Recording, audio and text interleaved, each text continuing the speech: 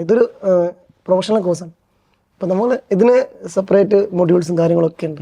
നമ്മൾ വർക്കൗട്ട് ചെയ്ത് കഴിഞ്ഞാൽ കറക്റ്റ് ഒരു ഏവറേജ് സ്റ്റുഡൻ്റ് ആണെങ്കിലും അല്ലെങ്കിൽ ബിലോ ഏവറേജ് ആണെങ്കിലും അവന് പഠിക്കാൻ ആഗ്രഹം ഉണ്ടെങ്കിൽ അല്ലെങ്കിൽ എഫേർട്ട് ഇടാൻ ആഗ്രഹം ഉണ്ടെങ്കിൽ തീർച്ചയായിട്ടും ആ ചെയ്യുന്ന വർക്ക് കൺസിസ്റ്റൻ്റ് ആയിട്ട് പോവുകയാണെങ്കിൽ തീർച്ചയായിട്ടും ചെയ്യാൻ പറ്റും. അപ്പോൾ എനിക്ക് തോന്നുന്നു ആദ്യമേ തന്നെ നമ്മളെ കൊണ്ട് പറ്റും എന്നൊരു തീരുമാനം എടുക്കുക, എന്നിട്ട് ചെയ്യുന്ന വർക്ക് കൺസിസ്റ്റൻ്റ് ആയിട്ട് ചെയ്യുക. പിന്നെ ഡെയിലി 1 മണിക്കൂറാണ് 1 മണിക്കൂർ അത് മതി. ചെയ്യുന്ന വർക്ക് ഡെയിലി ചെയ്യുക, തീർച്ചയായിട്ടും പാസ്സാകാൻ പറ്റും.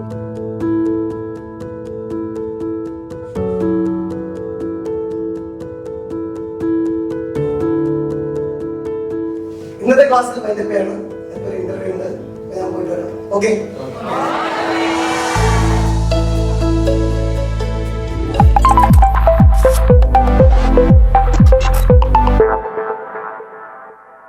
Hi all, so welcome to another episode of coffee conversation with an expert by triple commerce academy. ഇന്നത്തെ എപ്പിസോഡിൽ നമ്മൾ സംസാരിക്കാൻ പോകുന്ന ഒരു വ്യക്തിയെക്കുറിച്ച് പറയുകയാണെങ്കിൽ, നിങ്ങൾ ഈ സിനിമയിലെ അവാർഡ്സ് ഒക്കെ നോക്കുകയാണെങ്കിൽ ഏറ്റവും മികച്ച സിനിമയ്ക്ക് അവാർഡ് കിട്ടാറുണ്ട്, അതുപോലെ തന്നെ ജനപ്രിയ സിനിമയ്ക്കും അവാർഡ് കിട്ടാറുണ്ട്. എന്നാൽ നമുക്കൊരു അധ്യാപകനുണ്ട്, എല്ലാവർക്കും ഇഷ്ടപ്പെടുന്ന എന്നാൽ നല്ല രീതിയിൽ ക്ലാസ് എടുക്കുന്ന ഒരു അധ്യാപകൻ.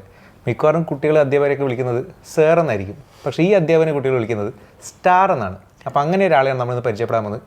So let's talk to Nikhil sir അഥവാ നിഖിൽ സ്റ്റാർ. നിഖിൽ സർ, ആദ്യമായിട്ട് ചോദിക്കണത്, എന്തുകൊണ്ടാണ് കുട്ടികൾ ഇങ്ങനെ സ്റ്റാർ എന്ന് വിളിക്കാൻ തുടങ്ങിയത്? അല്ല, നമുക്കിടയിലേ ടീച്ചർ സ്റ്റുഡൻറ്റ് അങ്ങനെ ഒരു ഗ്യാപ്പ് ഉണ്ടാവില്ല. കാരണം നമ്മൾ ഫ്രണ്ട്സ് പിള്ളേരൊക്കെ ഇറങ്ങി ചെന്നാൽ മാത്രമേ കൂടുതൽ പിള്ളേർക്കും കൂടെ ഡൗട്ട്സൊക്കെ കൂടുതൽ ചോദിക്കാൻ പറ്റും. ഓക്കെ. അപ്പം നമ്മളെപ്പോഴും, ഞാനാണെങ്കിലും ട്രിപ്പിളിലെ ബാക്കി എല്ലാ ഫാക്കൽറ്റീസും പിള്ളേരുടെ കൂടെയാണ് ക്ലാസ് എടുക്കാറ്. ഓക്കെ. അപ്പോൾ അതുകൊണ്ട് അവരിൽ ഒരാളായിട്ടാണ് കാണുന്നത്. അത്രേ ഉള്ളൂ. അങ്ങനെ വന്ന് അങ്ങനെ അവരിതൊക്കെ അവർക്ക് തോന്നിയത് വിളിക്കാണ്. ഓക്കെ. അപ്പോൾ നിഖിൽ സാർ സി എക്ക് വരാനുള്ളൊരു റീസൺ എന്താണ്, അല്ലെങ്കിൽ എങ്ങനെയാണ് സി എ എന്നുള്ളൊരു ഫീൽഡിലോട്ട് വരാനുള്ളൊരു കാര്യം? ശരിക്കും കൊമേഴ്സ് ഫീൽഡിൽ വരണമെന്ന് തീരെ വിചാരിച്ചിട്ടില്ല. കൊമേഴ്സ് ഫീൽഡാണ്, കാരണം 10ാം ക്ലാസ് കഴിഞ്ഞിട്ട് സയൻസ് പോകാൻ താല്പര്യം. ബട്ട് അന്ന് എനിക്ക് 10ാം ക്ലാസ് നല്ല രീതിയിൽ പെർഫോം ചെയ്യാൻ പറ്റിയില്ല. എനിക്കൊരു A+ പോലും ഇല്ലായിരുന്നു. ഒരെണ്ണത്തിന് C+ ഒക്കെ കിട്ടിയിട്ടുണ്ട്. ഒരു A+ പോലും ഇല്ല 10ാം ക്ലാസ്സിൽ. അപ്പോൾ എനിക്ക് അന്നത്തെ ട്രെൻഡ് എന്ന് പറയുമ്പോൾ സയൻസാണ്. അപ്പോൾ നമ്മൾ ഏതൊരു ഫംഗ്ഷന് പോകുമ്പോൾ, കല്യാണ വീട്ടിലൊക്കെ പോകുമ്പോൾ റിലേറ്റീവ്സൊക്കെ ചോദിക്കും ഏതെടുത്ത സയൻസാണ്. അപ്പോൾ സയൻസ് കിട്ടില്ലായിരുന്നു. അന്ന് ലാസ്റ്റ് കൊമേഴ്സിലോട്ട് കയറി. കൊമേഴ്സ് എടുത്തിട്ട് അപ്പോൾ പിന്നെ അവിടെ നിന്ന് അവർ ഗ്രേഡ് ചെയ്തു. പിന്നെ സയൻസ് കിട്ടില്ല, എല്ലാവരും അങ്ങനെയാണല്ലോ. അപ്പോൾ പിന്നെ നമുക്ക് പിന്നെ എങ്ങനെയെങ്കിലും നല്ലൊരു പൊസിഷനിലെത്താൻ ഭയങ്കര ആഗ്രഹമായിരുന്നു. അപ്പോഴാണ് അറിഞ്ഞത് കൊമേഴ്സിലായിട്ടും ടോപ്പാണ് CA. സയൻസ് പഠിച്ച ആൾക്കാർ അങ്ങോട്ട് വരാറുണ്ട്. ഇപ്പോഴത്തെ ട്രെൻഡ് അതാണല്ലോ. ഇപ്പോൾ സയൻസ് കഴിഞ്ഞ ഉടനെ തന്നെ. അപ്പോൾ അങ്ങനെ ചിന്തിച്ചപ്പോൾ CA ബെറ്റർ ആണെന്ന് തോന്നി. ഓക്കെ. അങ്ങനെയാണ് CA ചൂസ് ചെയ്യുന്നത്. ഓക്കെ. അപ്പോൾ സാറ് ഡിഗ്രി കഴിഞ്ഞിട്ടാണോ അതോ +2 കഴിഞ്ഞിട്ടാണോ, എങ്ങനെയാണ് CA ചൂസ് ചെയ്യുന്നത്? ഞാൻ ഡിഗ്രി കഴിഞ്ഞിട്ടാണ്. ഓക്കെ. അപ്പോൾ ഡിഗ്രിയിലൊക്കെ ക്ലാസ്സിൽ എന്ന് പറഞ്ഞ സമയത്ത് ഇങ്ങനെ പഠിപ്പിച്ചിട്ടാണോ അതോ? തീരെയില്ല. ഞാൻ പറഞ്ഞു 10ാം ക്ലാസ്സിൽ ഒരു A+ ഇല്ല. +2 അങ്ങനെ തന്നെ ആയിരുന്നു. +2 ആവറേജ് മാർക്കായിരുന്നു. ഡിഗ്രിയൊക്കെ +2 കഴിഞ്ഞ ഉടനെ തന്നെ CA ഒക്കെ പോകാൻ ഭയങ്കര ആഗ്രഹമായിരുന്നു. പക്ഷെ CA ഒക്കെ വരുമ്പോൾ അറിയാം ഇതിനെപ്പറ്റി നല്ല രീതിയിൽ അറിഞ്ഞു. ഈ ഒരു കോഴ്സ് ഭയങ്കര ടഫാണ്, നല്ല രീതിയിൽ എഫേർട്ട് ഇടണം. അപ്പോൾ ഞാൻ വിചാരിച്ചു എന്തായാലും CA ഒക്കെ ജോയിൻ ചെയ്യാം, ഡിഗ്രി ഒന്ന് എൻജോയ് ചെയ്തിട്ട്. അപ്പോൾ ഡിഗ്രിക്ക് പോയിട്ട് ലൈഫ് ഒന്ന് അടിപൊളിയായിരുന്നു, നല്ല ലൈഫായിരുന്നു. അതിനുശേഷം CA ഒക്കെ ജോയിൻ ചെയ്തു. പിന്നെ ഒന്നുമില്ല, ലൈഫ് മാക്സിമം കോളേജ് ലൈഫൊക്കെ കിട്ടി. പക്ഷെ ശരിക്കും എനിക്ക് തോന്നുന്നത് +2 കഴിഞ്ഞിട്ട് പോയാൽ മതിയായിരുന്നു. ഡിഗ്രി അത്രയും സമയം നമുക്ക് ചെലവാക്കേണ്ട കാര്യമില്ല, അത്ര വേണ്ടായിരുന്നു. +2 കഴിഞ്ഞിട്ട് പോകുന്നതാണ് ഏറ്റവും ബെസ്റ്റ്. ഒരു പേഴ്സണൽ ഒപ്പീനിയൻ +2 കഴിഞ്ഞിട്ട് പോകുന്നതാണ്. ഓക്കെ. അപ്പോൾ പൊതുവെ നമ്മുടെ ഈ CA ക്ക് പോകുന്ന കുട്ടികൾക്ക്, അല്ലെങ്കിൽ CA കൊമേഴ്സ് കഴിഞ്ഞിട്ട് ചൂസ് ചെയ്യാൻ എന്താണ് ആഗ്രഹിക്കുന്ന കുട്ടികൾക്ക് ഒരു ഡൗട്ട് ഉണ്ടാവും. ഇത് നന്നായിട്ട് പഠിക്കുന്ന ആൾക്കാർക്ക് പറ്റുന്ന കോഴ്സാണ് ഈ പ്രൊഫഷണൽ അക്കൗണ്ടിങ് കോഴ്സുകൾ. ഇപ്പോൾ CA ആണെങ്കിലും ബാക്കിയുള്ള കോഴ്സസ് ആണെങ്കിലും അങ്ങനെയുള്ള കുട്ടികളുടെ അടുത്ത് നിഖിൽ സാർ എന്തായിരിക്കും പറയുന്നുണ്ടാവും? ഞാൻ എപ്പോഴും പറയാറുണ്ട്, പാസ്റ്റ് ഓൾറെഡി കഴിഞ്ഞാണ്, നമ്മൾ അതിനെപ്പറ്റി ചിന്തിക്കേണ്ട. ഇതൊരു പ്രൊഫഷണൽ കോഴ്സാണ്. അപ്പോൾ നമ്മൾ ഇതിന് സെപ്പറേറ്റ് മൊഡ്യൂൾസും കാര്യങ്ങളൊക്കെ ഉണ്ട്. നമ്മൾ വർക്കൗട്ട് ചെയ്ത് കഴിഞ്ഞാൽ കറക്റ്റ് ഒരു ഏവറേജ് സ്റ്റുഡൻ്റ് ആണെങ്കിലും അല്ലെങ്കിൽ ബിലോ ഏവറേജ് ആണെങ്കിലും അവന് പഠിക്കാൻ ആഗ്രഹം ഉണ്ടെങ്കിൽ അല്ലെങ്കിൽ എഫേർട്ട് ഇടാൻ ആഗ്രഹം ഉണ്ടെങ്കിൽ തീർച്ചയായിട്ടും ആ ചെയ്യുന്ന വർക്ക് കൺസിസ്റ്റൻ്റ് ആയിട്ട് പോവുകയാണെങ്കിൽ തീർച്ചയായിട്ടും ചെയ്യാൻ പറ്റും. ഓക്കെ. അപ്പോൾ ആർക്കും പോസിബിൾ ആയിട്ടൊരു കോഴ്സ് തന്നെയാണ്. നമുക്കത് അമിതമായ ആഗ്രഹം ഉണ്ടാകും, അതെങ്ങനെ നേടിയെടുക്കണം എന്നുള്ള ആഗ്രഹം ഉണ്ടാകും. പിന്നെ നമ്മൾ 100% എഫേർട്ട് അതിലിട്ട് കഴിഞ്ഞാൽ സ്മാർട്ട് വർക്ക് കൂടെ ചെയ്യാം.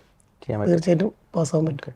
പക്ഷേ ഈ 100% എഫേർട്ട് ഇടുന്ന സ്മാർട്ട് വർക്ക് ചെയ്യുന്ന എന്തോ ഒരു സ്റ്റോറി നിഖിൽ സാറിൻ്റെ പേഴ്സണൽ ലൈഫിലുണ്ട് ഞാൻ കേട്ടിട്ടുണ്ട്. അതായത് 8ാം ക്ലാസ്സോ 10ാം ക്ലാസ്സോ അല്ലെങ്കിൽ +2 തൊട്ടിട്ട് എന്തോ ഒരു കാര്യത്തിൽ 100% എഫേർട്ട് ഇട്ടിട്ട് അത് പിന്നീട് ഫാമിലി ആയിട്ട് മാറിയെന്നോ അങ്ങനത്തെ ഒരു കഥയുണ്ട്.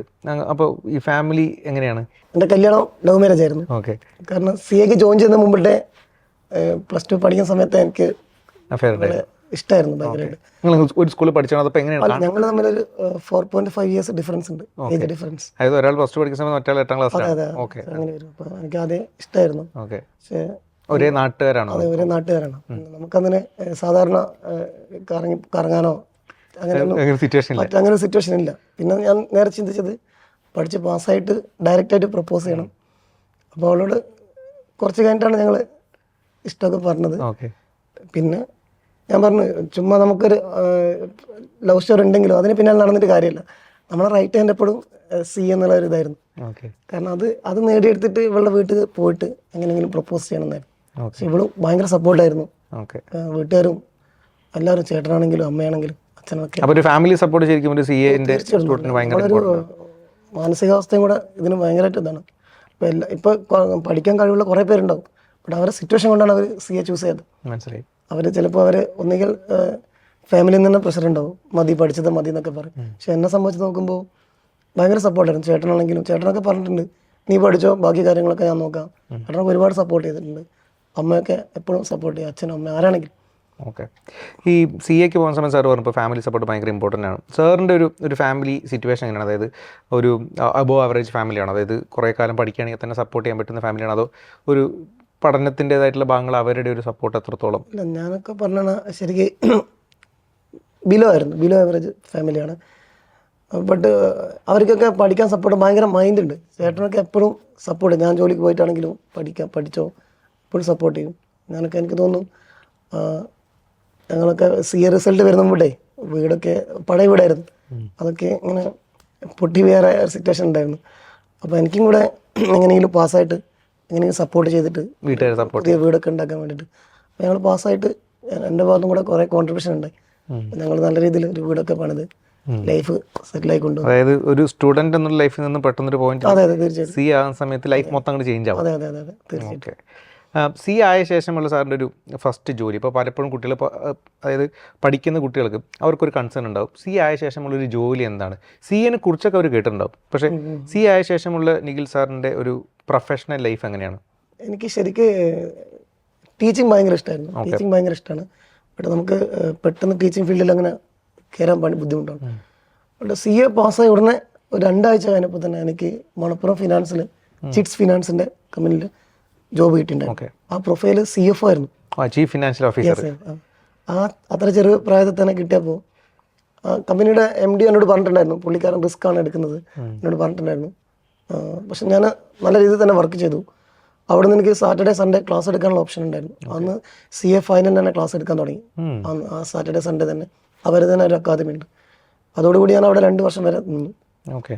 പിന്നെ കല്യാണമൊക്കെ ആയപ്പോൾ പിന്നെ ഫുൾ ടൈം അവിടെ നിന്ന് റിസൈൻ ചെയ്തിട്ട് പിന്നെ ഫുൾ ടൈം ടീച്ചിങ്ങിലോട്ട് പോയി. ഓഫീസും കൂടെ ഉണ്ട്, പ്രാക്ടീസും. ഓക്കെ. അപ്പോൾ പ്രാക്ടീസും ചെയ്യുന്നുണ്ട്, ഒപ്പം ടീച്ചിങ്ങും ചെയ്യുന്നു. അതാണ് ഈ CAയുടെ പ്രത്യേകത മെയിൻ. നമുക്ക് ഇഷ്ടമുള്ള ഫീൽഡിലേക്ക് പോകാം, എംപ്ലോയ്മെന്റ്, ടീച്ചിങ്, പ്രാക്ടീസ്. പേഴ്സണൽ ആയിട്ടുള്ള ഫ്രീഡം കുറച്ച് എൻജോയ് ചെയ്യാൻ പറ്റും. അതുകൊണ്ടാണ് ഇത് ചൂസ് ചെയ്തത് മെയിനായിട്ട്. ഓക്കെ. അപ്പോൾ ഈ പറയുന്ന പലപ്പോഴും നമ്മൾ കേട്ടിട്ടുണ്ട്, CA കഴിഞ്ഞാൽ നിങ്ങളുടെ ഒപ്പിനാണ് വില, അല്ലെങ്കിൽ ₹1,00,000 ശമ്പളം കിട്ടും. അത് ശരിക്കും സത്യം തന്നെയാണ്? അതായത് ഒരു സാലറി എന്ന് പറയുന്ന സമയത്ത് അത്രയും വലിയൊരു സാലറി ശരിക്കും ഒരു സ്റ്റാർട്ടിങ്ങിൽ CA അല്ല, അത് ശരിക്കും ആക്ച്വലി അത് ബിൽഡ് ചെയ്ത് വന്നു കഴിഞ്ഞാൽ ഓക്കെയാണ്. നമ്മൾ പാസ്സായി ഉടനെ ഒപ്പിട്ട് തന്നെ പൈസ കിട്ടുന്ന പരിപാടിയില്ല. നമ്മൾ CA പാസ്സായി പ്രാക്ടീസ് തുടങ്ങി ഒരു CFO കാണുന്ന സമയത്ത് നമുക്കൊരു എത്ര ഏർണിങ്സ്? ഇപ്പോൾ ആളൂർ വക്കീലല്ലേ, അതെ, ആളൂർ വക്കീലിനൊക്കെ കേസിൽ ഒരു ഒപ്പിന് ഭയങ്കര കേസിനൊക്കെ ഭയങ്കര പൈസ. അതേപോലെ CA ഓഫീസ് തുടങ്ങി നല്ല നല്ല വർക്കൊക്കെ ക്വാളിറ്റി വർക്ക് കൊടുത്തു കഴിഞ്ഞാൽ പിന്നെ നമ്മൾ പറയുന്ന പൈസയാണ് ഓരോ സൈൻ. ശരിക്കും പറഞ്ഞാൽ ഒരു വലിയൊരു എംപയർ ബിൽഡ് ചെയ്യാൻ പറ്റുന്ന ഒരു ഓപ്പർച്യൂണിറ്റി തന്നെയാണ്. തീർച്ചയായിട്ടും. ഓക്കെ. പലപ്പോഴും CAക്ക് പ്രിപ്പയർ ചെയ്യുന്ന കുട്ടികൾക്ക് ഒരു മെന്റൽ ടഫ്നെസ് എന്തായാലും വേണ്ടി വരില്ല. കാരണം ഒരുപാട് കാലത്തെ ജേർണി ചിലപ്പോൾ ഉണ്ടാവാം. എപ്പോഴും നമ്മൾ ഉദ്ദേശിക്കുന്ന നല്ല കാര്യങ്ങൾ നടക്കണമെന്നില്ല. നന്നായിട്ട് പ്രിപ്പയർ ചെയ്യണം. അപ്പോൾ ഇതിലൊരു ഫാമിലി സപ്പോർട്ട് എത്രത്തോളം ഇമ്പോർട്ടൻ്റ് ആണ്? അല്ല, അതാണ് ഞാൻ നേരത്തെ പറഞ്ഞത്. ഇപ്പോൾ നമ്മളിപ്പോൾ ഓൾറെഡി ഞാൻ ഡിഗ്രി കഴിഞ്ഞിട്ടാണ് ഇതിന് വന്നത് CAക്ക്. അപ്പോൾ ഓൾറെഡി അത്യാവശ്യം ഏജ് ആയി. പിന്നെ വീട്ടുകാരെങ്ങനെയെങ്കിലും എനിക്കും കൂടെ സപ്പോർട്ട് ചെയ്യണമെന്നുണ്ടായിരുന്നു. അപ്പോൾ ഞാനെപ്പോഴും ഇടയ്ക്ക് പഠിത്തം നിർത്താൻ വേണ്ടി നോക്കിയിട്ടുണ്ടായിരുന്നു. മതി പഠിച്ചത്, ഇനി ജോലിക്ക് പോകും. വീട്ടുകാരെ സപ്പോർട്ട് ചെയ്യാൻ വേണ്ടിയിട്ട്. അതെ. അപ്പോൾ വീട്ടിൽ നിന്ന് അമ്മയും ചേട്ടനും അച്ഛനൊക്കെ പറഞ്ഞ് അതൊന്നും വേണ്ട, നീ പഠിക്കുക, നമ്മൾ ബാക്കിയൊക്കെ നമ്മൾ നോക്കിക്കോളും. അപ്പോൾ ഭയങ്കര സപ്പോർട്ടാണ്. പിന്നെ സപ്പോർട്ട് ഇല്ലെങ്കിൽ നമുക്ക് പറ്റില്ല. അതാണ് ഞാൻ നേരത്തെ പറഞ്ഞത്. എൻ്റെ ക്ലാസ്സിൽ എന്നേക്കാൾ നന്നായിട്ട് പഠിക്കുന്ന പിള്ളേരുണ്ട്. അവരൊക്കെ മേ ബി ഫസ്റ്റ് അറ്റംപ്റ്റ് തന്നെ പാസ്സായാണ്. പക്ഷെ അവരുടെ സാഹചര്യം കൊണ്ടാണ് അവർ CA ചൂസ് ചെയ്തത്. അവർക്ക് അത്രയും സമയം പഠിക്കാനുള്ള ഒരു കപ്പാസിറ്റി ഇല്ല. അതാണ്. അപ്പോൾ ഇത് കേൾക്കുന്ന പാരൻസ് കുട്ടികൾക്ക് തീർച്ചയായും പേരൻസിൻ്റെ ഭാഗത്ത് നിന്ന് എപ്പോഴും അവരെ സപ്പോർട്ട് ചെയ്താൽ മാത്രമേ ആ പിള്ളേർക്കും കൂടെ പെട്ടെന്ന് പഠിക്കേണ്ടതുണ്ടാവും. ഓക്കെ. ഇപ്പോഴും അവർ സപ്പോസ് ഇപ്പോൾ ഒരു അറ്റംപ്റ്റ് പൊട്ടിയാൽ പോലും അത് പഠിക്കണം എന്നുള്ള സപ്പോർട്ട് കൊടുക്കണം. അല്ലെങ്കിൽ അവർ മാനസികമായിട്ട് തളരും. ഓക്കെ. ഈ ഒരു പോയിന്റിൽ CA ആയ സമയത്ത്, അതായത് വളരെ കഷ്ടപ്പാടുള്ള ഒരു ലൈഫിൽ കൂടെ പോകുന്ന സമയത്താണ് പെട്ടെന്ന് ഒരു ദിവസം CA ആവുന്നത്. അപ്പോൾ എന്തെങ്കിലുമൊക്കെ രസകരമായിട്ടുള്ള ഒരു ഇൻസിഡൻസ് ചിലപ്പോൾ ലൈഫിൽ ഇതിൻ്റെ കൂടെ നടന്നിട്ടുണ്ടാവും. ഈ CA ആയ സമയത്ത് വീട്ടുകാരുടെ ഒരു ആദ്യത്തെ ഇമ്മീഡിയറ്റ് റെസ്പോൺസ് എന്താണ്? ഞാൻ CA റിസൾട്ട് വന്ന സമയത്ത് വീട്ടിലില്ലായിരുന്നു. എറണാകുളത്ത് ഞങ്ങളൊരു ഓഫീസ് ഉണ്ടായിരുന്നു. ഓക്കെ. അപ്പോൾ അവിടെ പ്രാക്ടീസിങ് ചെറിയൊരു ടാക്സ് കൺസൾട്ടൻ്റ് പോലെ ഓഫീസ് ഉണ്ടായിരുന്നു. അപ്പോൾ അവിടുന്ന് പാസ്സായ ഉടനെ തന്നെ എല്ലാവരും വിളിക്കും പോലെ പേരൻസിനെ വിളിച്ചു. അച്ഛൻ ഫോൺ എടുത്തില്ല, അമ്മയെ വിളിച്ചു. എപ്പോഴും അമ്മയെ ഫോൺ എടുക്കാറ്. അന്ന് കസിൻ, അച്ഛൻ്റെ അനിയൻ്റെ ചെറിയ മകന് 6ാം ക്ലാസ് പഠിക്കാം, അനിയനാണ്. അവൻ ഫോൺ എടുത്തു. അവനോട് ഞാൻ ഈ കാര്യം പറഞ്ഞു. നീ അവനോട് പറഞ്ഞില്ല, അമ്മയോട് കൊടുക്കാൻ പറഞ്ഞു ഫോണ്. അവൻ അമ്മയ്ക്ക് ഫോൺ കൊടുത്തില്ല. അവൻ കുറേ നിർബന്ധിച്ച്. അവൻ പറഞ്ഞു, നീ കാര്യം പറ ചങ്ങായെ, എന്താ സംഭവം, കുറേ ചോദിച്ച്. ഞാനും അവനും വഴക്കായി. എനിക്കിത് അമ്മയോട് തന്നെ പറയണം ഫസ്റ്റ്. ഇവൻ ഫോൺ കൊടുക്കുന്നില്ല. ലാസ്റ്റ് ഞാൻ അവനോട് പറഞ്ഞു, എടാ ഏട്ടൻ CA ആയടാ പറഞ്ഞു. അപ്പോൾ അവൻ പറഞ്ഞു, നീ പിന്നെ വിളിക്ക്, അമ്മ തിരക്കിലാണ്. അവൻ വെച്ചു. പിന്നെ അതായിരുന്നു ഒരു രസകരമായിട്ടുള്ള ഇൻസിഡന്റ്. അതെ അതെ അതെ. എന്നിട്ട് വീട്ടിൽ പറഞ്ഞ സമയത്ത് വീട്ടുകാരൊക്കെ ഭയങ്കര ഹാപ്പി ആയിരുന്നു. ഭയങ്കര ഹാപ്പി ആയിരുന്നു. അമ്മ കരയൊക്കെ ചെയ്തു. ഭയങ്കര എല്ലാവരും മനസ്സിലാക്കിയായിരുന്നു. ഭയങ്കര ഇമോഷണൽ മൊമെന്റ് ആണ്. പിന്നെ ശരിക്ക് 2017 ബോത്ത് ഗ്രൂപ്പ് ആവാൻ ഭയങ്കര ആഗ്രഹമായിരുന്നു. ബോത്ത് ഗ്രൂപ്പ് പാസ്സാവണം CAയുടെ. അങ്ങനെ ഫൈനൽ എഴുതി ബോത്ത് ഗ്രൂപ്പ് പാസ്സായി. ഒരുമിച്ച് പാസ്സാവണം ഭയങ്കര ആഗ്രഹമായിരുന്നു. 2017 ബോത്ത് പാസ്സായി. ബട്ട് അവരത് അന്നൊരു ഇഷ്യൂ ഉണ്ടായിരുന്നു. ഉച്ചയ്ക്ക് ശേഷം റിസൾട്ട് മൊത്തം മാറ്റിയിട്ട് ഒരു ഗ്രൂപ്പ് മാത്രം ആക്കി. അങ്ങനെ ഒരു സീൻ ഉണ്ടായിരുന്നു 2017. പക്ഷെ അതെനിക്ക് ഭയങ്കര വിഷമായി. ബട്ട് അടുത്ത അറ്റംപ്റ്റ് തന്നെ ഞാൻ പാസ്സായി. അന്ന് ബോത്ത് ഗ്രൂപ്പിൽ ഒരു ഗ്രൂപ്പ് പാസ്സായി. നെക്സ്റ്റ് അറ്റംപ്റ്റിൽ വീണ്ടും ഒരു ഗ്രൂപ്പ്. നീൽ സാർ എത്ര വർഷം എടുത്തിട്ടാണ് CAക്ക് കംപ്ലീറ്റ് ചെയ്യുന്നത്? ആൻഡ് അതിനെന്തെങ്കിലും ഒരു സ്പെഷ്യൽ മോട്ടിവേഷൻ അതിൻ്റെ പുറകിലുണ്ടോ? ശരിക്ക് അത് 2014 ഫസ്റ്റ് എക്സാം ചെയ്യുന്നത്. CA ഇന്ററിന്റെ എക്സാം ഫസ്റ്റ് 2014 എഴുതിയത്. ഞാൻ നേരത്തെ പറഞ്ഞു 2017 ബോത്ത് പാസ്സായി. ബട്ട് അത് ആ അറ്റംപ്റ്റ് ഒരു ഗ്രൂപ്പ് മാറി. 2018 നെക്സ്റ്റ് മെയിൽ 2018 കംപ്ലീറ്റ് ആക്കി. മീൻസ് 4 വർഷം കൊണ്ടാണ് കംപ്ലീറ്റ് ആയത്. പക്ഷെ അതിന് എനിക്ക് ഒരു മോട്ടിവേഷൻ തോന്നിയത്, മോട്ടിവേഷൻ അല്ല, ഒരു കുറ്റബോധം ഉണ്ടായിരുന്നു എങ്ങനെയും. കാരണം വീട്ടിൽ കളവ് പറഞ്ഞിട്ടുണ്ടായിരുന്നു ചെറിയ. എന്താണ് കഥ? കാരണം ഞാനിപ്പോൾ പറഞ്ഞു ഫസ്റ്റ് എക്സാം എന്ന ഇന്ററാണ് 2014. അതെ. ശരിക്കും അതിന് മുമ്പിട്ട് ഫൗണ്ടേഷൻ CPT എന്ന് പറഞ്ഞ എക്സാം ഉണ്ട്, കോമൺ പ്രൊഫഷൻസി ടെസ്റ്റ്, CAയുടെ എൻട്രൻസ് എക്സാം. ഇപ്പൊ CA ഫൗണ്ടേഷൻ. മനസ്സിലായി. അതെ. അപ്പോൾ അതന്ന് ഉണ്ടായിരുന്നു. അത് ഞാൻ രജിസ്റ്റർ ചെയ്തു. ഡിഗ്രി കഴിഞ്ഞിട്ട് രജിസ്റ്റർ ചെയ്തിട്ട് അതിനു വേണ്ടി പൈസ ഒക്കെ അടച്ച് സെറ്റാക്കി. അന്ന് വീട്ടുകാർ എവിടെ നിന്നൊക്കെ മേടിച്ചെന്ന ക്യാഷാണ്. എനിക്ക് ഓർമ്മയുണ്ട്, 6200 രൂപ. ഭയങ്കര ബുദ്ധിമുട്ടില്ല. പേരൻസ് എവിടെ നിന്നോ മേടിച്ചു. എന്നിട്ട് ഞാനത് കൊണ്ട് അടച്ചു. അന്നും കോച്ചിങ്ങിന് പോകാൻ പറ്റാത്തതുകൊണ്ട് ഞാൻ നേരെ സെൽഫ് സ്റ്റഡി തീരുമാനിച്ചു. പിന്നെ ഡിഗ്രി ഉണ്ടല്ലോ, പിന്നെ നമുക്ക് നോക്കിയാൽ കിട്ടുമെന്ന് വിചാരിച്ചു. അങ്ങനെ സെൽഫ് സ്റ്റഡി പഠിച്ചു. പിന്നെ CA ചെയ്യുന്ന ആരുമായിട്ട് കോൺടാക്റ്റ് ഇല്ല. ജസ്റ്റ് രജിസ്റ്റർ ചെയ്തു കഴിഞ്ഞു. അപ്പോൾ ആരുമായിട്ട് കോൺടാക്റ്റ് ഇല്ലാത്തതുകൊണ്ട് ഇതിൻ്റെ എക്സാമിൻ്റെ ഡേറ്റും കാര്യമൊന്നും വലിയ ഐഡിയ ഇല്ല. അപ്പോൾ എക്സാമിൻ്റെ ഡേറ്റ് ഞാൻ അവിടെ വിളിച്ച് ചോദിച്ചു. അപ്പോൾ അവർ അടുത്ത ആഴ്ചയാണ് എക്സാം എന്ന് പറഞ്ഞു. അപ്പോൾ നെക്സ്റ്റ് സൺഡേ ആണ് എക്സാം വരുന്നത്. അപ്പോൾ സാറ്റർഡേ ഞാൻ വീണ്ടും വിളിക്കുകയാണ് എക്സാമിന് എവിടെ വരണം എന്ന് ചോദിച്ചിട്ട്. അപ്പോൾ CAയുടെ ഇൻസ്റ്റിറ്റ്യൂട്ടിൽ നിന്ന് അവർ പറഞ്ഞത്, നിങ്ങൾ ഹാൾ ടിക്കറ്റിൽ നോക്കുക, അതിലുണ്ട്. പക്ഷെ അതെൻ്റെ കയ്യിലില്ല. അപ്പോൾ അവർ പറഞ്ഞത് കഫേയിൽ പോയിട്ട് ഡൗൺലോഡ് ചെയ്യും. പക്ഷെ അത് ഡൗൺലോഡ് ചെയ്യേണ്ട കേസ് എക്സാം ഫീസ് അടക്കണമായിരുന്നു. അത് അടച്ചില്ലായിരുന്നു. രജിസ്ട്രേഷൻ മാത്രമേ ചെയ്തുള്ളൂ. അപ്പോൾ എക്സാം ഫീസ് അടക്കാൻ പറ്റില്ല. അപ്പോൾ അമ്മ എവിടെ നിന്നൊക്കെ മേടിച്ചെന്ന ക്യാഷാണ്. ഇത് പറഞ്ഞില്ല വീട്ടിൽ. അപ്പോൾ അങ്ങനെ എനിക്ക് സ്റ്റോപ്പായി. എക്സാം എഴുതാൻ പറ്റില്ല. അപ്പോൾ ഓൾറെഡി ഡിഗ്രി കഴിഞ്ഞിട്ട് മാർച്ച് മാസം ഡിഗ്രി കഴിഞ്ഞു. ഡിസംബറിലാണ് ഫൗണ്ടേഷൻ എക്സാം. അപ്പോൾ അതുവരെ 9 മാസം ചുമ്മാ പോയി. ആൾക്കാരൊക്കെ ചോദിക്കാൻ തുടങ്ങി, പഠിക്കുന്നില്ലേ, നിർത്തിയോന്നൊക്കെ ചോദിക്കാൻ തുടങ്ങി. അപ്പോൾ 9 മാസം കഴിഞ്ഞപ്പോഴാണ് ഈ സംഭവിച്ചത്. എനിക്ക് എക്സാം എഴുതാൻ പറ്റില്ല. വീണ്ടും അടുത്ത അറ്റംപ്റ്റ് വരെ വെയിറ്റ് ആണ്.